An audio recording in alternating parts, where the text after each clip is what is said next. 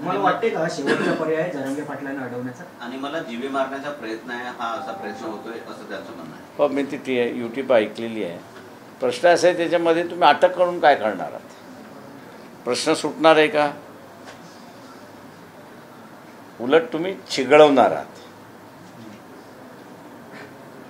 त्याच्यामुळे मी असं म्हणेन की हा प्रश्न सोडवा आणि जरांगे पाटलांना जी काही लीगल कारवाई ती करा.